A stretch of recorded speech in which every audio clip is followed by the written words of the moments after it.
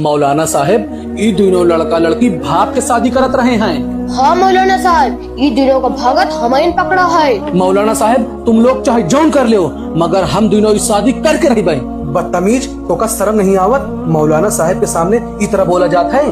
एक बार नहीं 1000 बार बोलीता है, हम शादी करब तो यही लड़की के साथ शादी करब चाहे जौन हो जाए। परेशान मत होइए, अभी तुम दोनों की शादी करवाता हूँ। इन दोनों के माँ बाप कहाँ हैं? मौलाना साहब ई दोनों के अम्मा अब्बा ही बैठा है। मौलाना साहब ये हमार बेटवा है, ये हमारी इज्जत मिट्टी में मिला दी। आप जौने का सजा दी हो हमका मंजूर है। और लड़की के बाप कहाँ हैं?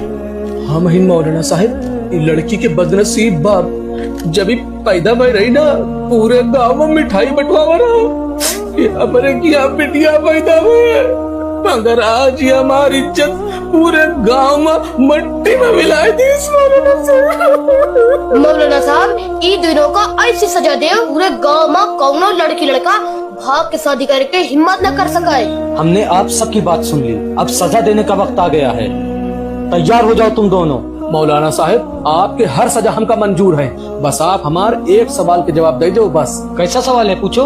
मौलाना साहब मान लो कि हम और ई भाग के शादी न करब, दोनों परिवार के रजामंदी से शादी करब, तो ई बतावा मौलाना साहब हमार और ई के शादी में टोटल कितना खर्चा लगी? देखिए शादी तो सुन्नत तरीके से करनी चाहिए, लेकिन आजकल के रस्म रिवाज के हिसाब से 10-12 लाख रुपए का खर्चा आएगा। बिल्कुल सही कहे मौलाना साहब आप। अगर हम दोनों भाग के शादी करब तो कितना खर्चा इस शादी के हमारे? भाग के शादी करने से कोई खर्चा नहीं आएगा, लेकिन ये तरीका